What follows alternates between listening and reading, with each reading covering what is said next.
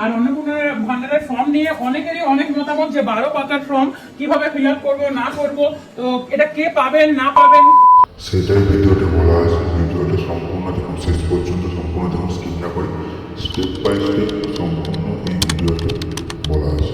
আশা করি আপনারা সব বুঝতে পারবেন। দেখুন, প্রথমে রয়েছে পরিবারের প্রধানের নাম, ছেলে হতো বা মেয়ে যেই হোক, যে পরিবারের প্রধান তার নাম লিখতে হবে। রেশন কার্ডে যেটা আছে বা পরিবারের প্রধান নাম যেটা আছে সেটাই লিখতে হবে। এরপরে আপনার যে হেড অফ দ্য ফ্যামিলি তার ডেট অফ বার্থ দিতে হবে, আধার কার্ডে সেটা পেয়ে যাবেন। তারপরে আছে প্রধানের লিঙ্গ, তিনি মেল পুরুষ মহিলা কি হচ্ছেন সেটা দেবেন। তারপরে হচ্ছে আধার কার্ডের নাম্বার, পরিবারের প্রধানের ডিজিটাল রেশন কার্ড যদি তা থেকে থাকে সেই রেশন কার্ডের নাম্বার দিতে হবে। তারপরে হচ্ছে পরিবারের সদস্য সংখ্যা, আপনার ফ্যামিলিতে কতজন আছে সেটা দেবেন।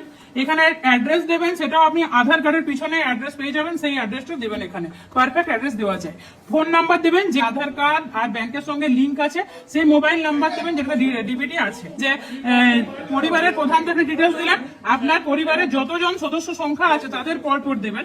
প্রথমে যিনি অ্যাপ্লাই করছেন অন্নপূর্ণা ভান্ডারের জন্য তার এখানে নাম, জন্ম তারিখ, লিঙ্গ, পরিবারের প্রধানের সঙ্গে তার কি সম্পর্ক আর আধার কার্ডের নাম্বার। তারপরে আপনার সন্তান বা স্বামী যে আছে, যদি আপনি শ্বশুর মশাই এখানে বলছেন তাহলে আপনার স্বামী দেবেন দ্বিতীয়তে, আর যদি স্বামী দিচ্ছেন তাহলে এখানে আপনার যটা সন্তান আছে সেই সমস্ত সন্তান দেবেন। যদি পুত্রবধূ থাকে তাহলে সেটাও দেবেন, সেই সমস্ত দেবেন। এরপরে ব্যাংক অ্যাকাউন্টের ডিটেলস দিতে হবে, এখানে হেড অফ দ্য ফ্যামিলির ব্যাংক অ্যাকাউন্ট ডিটেলস। তারপরে এখানে সদস্য 1-এ যার নাম ভরেছেন তার ডিটেলস দেবেন। তারপরে 2, 3 যে ওয়াইজ ওখানে যেভাবে নাম লিখেছেন সেভাবেই এখানে ভরবেন, একটুও কিন্তু এই দিক ওই দিক করবেন না, সেক্ষেত্রে কিন্তু সমস্যা হতে পারে। তারপর এখানে চলে আসছে এপিক নাম্বার, ভোটার কার্ডের একদম উপরেই দেখবেন ছবির উপরে এপিক নাম্বার দেওয়া থাকে, সেই এপিক নাম্বার দিবেন। কোন বিধানসভা থেকে বা বিধানসভার নাম্বার সেটাও আপনারা ভোটার কার্ডের পিছন দিকে পেয়ে যাবেন, সেই নাম্বারটা দেবেন। এখানে হচ্ছে সদস্য 1-এ যা দিয়েছেন তার ডিটেলস, 2-এ যা দিয়েছেন তার এপিক নাম্বার বা বিধানসভার ডিটেলস পর কিন্তু ভরতে হবে। তারপরে হচ্ছে এখানে বিভাগ, যদি কারোর কোনো রকম কাস্ট সার্টিফিকেট থাকে, এসসি এসটি ইউআর যা কিছু আছে, যদি সার্টিফিকেট থেকে থাকে তবেই কিন্তু এখানে সেটা দেবেন। তারপরে চলে আসছে রেশন কার্ড, আপনার কি ডিজিটাল রেশন কার্ড আছে, থাকলে দেবেন, না থাকলে না দেবেন। তারপরে এখানে হচ্ছে কার্ডের কোন ধরনের কার্ড, কার্ডের নাম্বারের মধ্যেই কিন্তু ধরনটা লেখা রয়েছে, সেখানে আপনি যেটা হবে সেটাতে টিকমার্ক করে দেবেন। রেশনে তারপরে যে প্রতি মাসে তোলা হয় কি রেশন সেটা দেবেন, যদি তোলেন তাহলে দেবেন, না তুললে না দেবেন।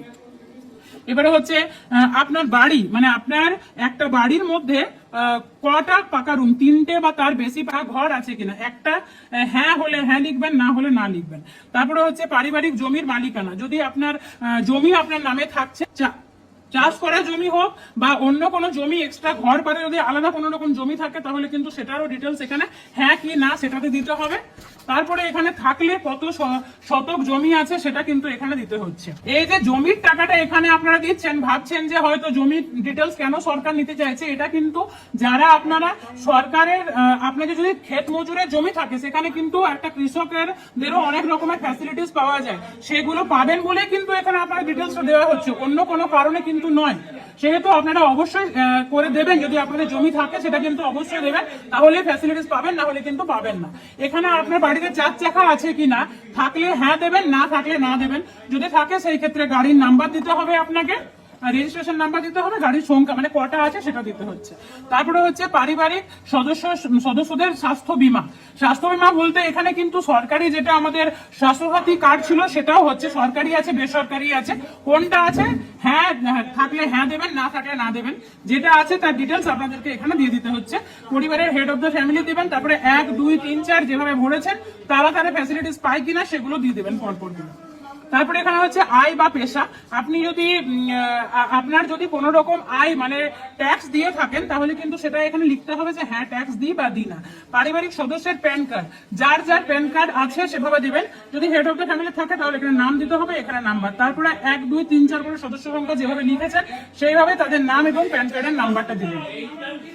এরপরে এইখানে চলে আসছে কর্মসংস্থানের ধরন, আপনার পরিবারের প্রধান কি কাজের সঙ্গে যুক্ত ছিল, সেটা বেসরকারি সরকারি, দেখুন এখানে লেখা আছে সরকারি ক্ষেত্রে, বেসরকারি ক্ষেত্রে, বেতনভুক্ত কর্মচারী, নাকি সংগঠিত ক্ষেত্রে স্বনির্ভর মানে উদ্যোক্তা, ব্যবসায়ী, মালিক ইত্যাদি।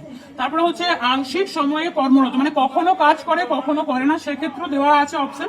অসংগঠিত ক্ষেত্রে স্বনিযুক্ত মানে কারিগর বা শিল্পী বা কৃষক, সেটাও কিন্তু দিতে পারেন। পরিযায়ী শ্রমিক হলে তাও দেবেন, বেকার হলে তাও দেবেন, বা অন্যান্য কিছু হলে সেটাও দেবেন। আর এখানে দেখুন দেওয়া আছে এবারে সদস্য হেড অফ দ্য ফ্যামিলি হয়ে গেল। এবারে 1 নাম্বার 2, 3, 4 তারা কি করে না করে সেইগুলো ডিটেলসটা দিতে হবে।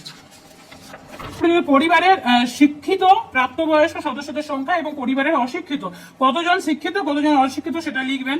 এবারে হেড অফ দ্য ফ্যামিলি কি, বা 1 নাম্বার সদস্য 2 নাম্বার সদস্য কি এখানে লিখবেন। যদি বাচ্চা পড়াশোনা করে থাকে সেই ক্ষেত্রে এখানে শিক্ষিত লিখবেন, আর সর্বোচ্চ শিক্ষাগত যোগ্যতা যদি ক্লাসে এখন শিক্ষারত আছে তাহলে কোন ক্লাসে পড়ে সেটা লিখবেন, বা মাধ্যমিক পাস, উচ্চ মাধ্যমিক পাস, গ্রাজুয়েশন যেটা করেছে সেটা লিখবেন। ছেলে মেয়েদের ক্ষেত্রে বা হেড অফ দ্য ফ্যামিলি সবার ক্ষেত্রে এটা প্রযোজ্য। তারপরে হচ্ছে আপনার কোন সদস্যকে সাংবিধানিক পদ, মন্ত্রী, সংসদ, বিধায়ক মানে কোন রকম পার্টি পলিসির সঙ্গে যুক্ত আছে কিনা সেটা এখানে আছে, হ্যাঁ হলে হ্যাঁ, না হলে না। তার যদি কোনো রকম নাম্বার থাকে তাহলে সেটা এখানে দেবেন। কোন সদস্য কি সরকারি পেনশনভোগী, আপনার পরিবারের কি কেউ পেনশন পায়, তাহলে হ্যাঁ হলে হ্যাঁ লিখবেন, না হলে না লিখবেন।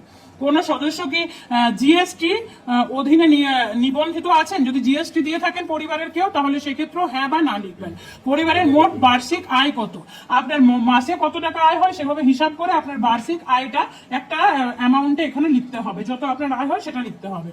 তারপরে এখানে আছে সিসিএ আবেদনের বর্তমান অবস্থা যদি থাকে।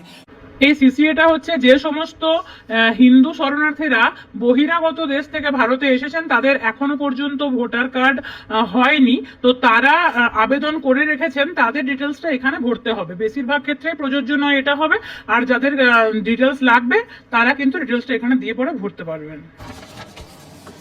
এখানে রয়েছে আপনার অন্যান্য কিষাণ ক্রেডিট কার্ড, যারা ওই যে বললাম যে এটার মাধ্যমে কিন্তু আপনারা পেয়ে যাবেন ওই যে যাদের কৃষক হচ্ছে কৃষকরা নানান ধরনের ফ্যাসিলিটিস পাবেন, বা শিল্পী ক্রেডিট কার্ড যদি থাকে, মৎস্যজীবী ক্রেডিট কার্ড, যা কিছু আছে আপনার শিক্ষার্থী ক্রেডিট কার্ড যা যা আছে সমস্ত ডিটেলস এখানে দেবেন। না থাকলে দেওয়ার কোনো রকম প্রয়োজন নেই, যদি থাকে তাহলেই দেবেন। এরপরে আছে যদি এসআইআর 2026-এর বাদ পড়ে থাকে তবে মামলাটি ট্রাইব্যুনালে বিচারাধীন কিনা, বিচারাধীন আছে কিনা বা নাম আছে না আছে, প্রযোজ্য না হলে প্রযোজ্য নয় লিখবেন। এখানে আছে বিদ্যালয়ে অধ্যয়নরত পরিবারের সকল শিশুর বিবরণ, আপনার সন্তানেরা কোন ক্লাসে পড়াশোনা করে, তারা কোন স্কুলে পড়াশোনা করে, সরকারি বেসরকারি স্কুলের নাম কি আর শিশুর নাম, এইগুলো পরপর করে দেবেন। এই যে এখানে শিশু সদস্য সংখ্যা যেখানে আপনি 3 বা 4 যেতে লিখেছেন সেটাই লিখবেন। এখানে কিন্তু যদি 1 নম্বরে আপনার নাম লিখে থাকেন সেখানে কিন্তু শিশুর নামটা দেবেন না।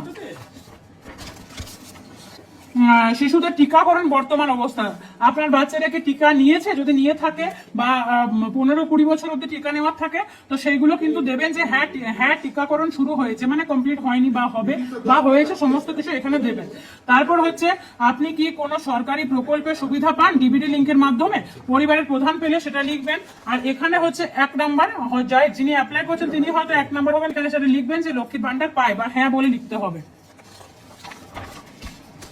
আর এই যে এখানে সবচেয়ে শেষে যেটা বিশেষ বিষয় হচ্ছে এখানে দেখুন কি লেখা আছে, আমি এই ফর্মে ঘোষণা করছি যে উপরে প্রদত্ত তথ্য আমার জ্ঞান ও বিশ্বাস অনুযায়ী সত্য এবং প্রযোজ্য ক্ষেত্রে আমি সকল সহায়ক নথি প্রদান করেছি এবং উপরের উল্লেখিত কোনো মানদণ্ড বাদ দিইনি। আমি অবগত যে আমার প্রদত্ত কোনো তথ্য মিথ্যা প্রমাণিত হলে আমার সামাজিক সুরক্ষা সংক্রান্ত সুবিধা সমূহ বন্ধ হয়ে যেতে পারে, সেহেতু কিন্তু চিন্তাধারা করে আপনারা সঠিকটাই ভরবেন, কেউ কিন্তু অকারণে মিথ্যে কিছু ভরতে যাবেন না, সেই ক্ষেত্রে আপনি সমস্যার খুবই সম্মুখীন হবেন। এখানে আপনাকে সম্মত লিখে এখানে সাইন করতে হবে, বা যারা সাইন করতে পারেন না তারা টিপসই দিতে পারেন। এখানে কি হচ্ছে, পরিবার বলতে এমন একদল ব্যক্তিকে বোঝায় যারা সাধারণত একসঙ্গে বসবাস করেন এবং একই রান্নাঘর থেকে খাবার সংগ্রহ করেন। যারা এক পরিবারে থাকেন তারা কিন্তু পরিবারের প্রধান সেভাবে হবে। যদি কেউ শ্বশুর শাশুড়ির সঙ্গে থাকেন না তাহলে কিন্তু সেই ক্ষেত্রে শ্বশুর শাশুড়ির ডিটেলস দেওয়ার দরকার নেই, স্বামীর দেবেন। বা যদি কারোর পরিবারে 4-5 জন ভাই আছেন সবাই আলাদা আলাদা খান, তাদের কিন্তু কোনো রকম ডিটেলস দেওয়ার দরকার নেই, শুধুমাত্র এক রান্নাঘরে যারা যারা রান্না করে খান তাদেরই ডিটেলসটা পারিবারিক দেবেন, সবার এখানে চাওয়া হচ্ছে না।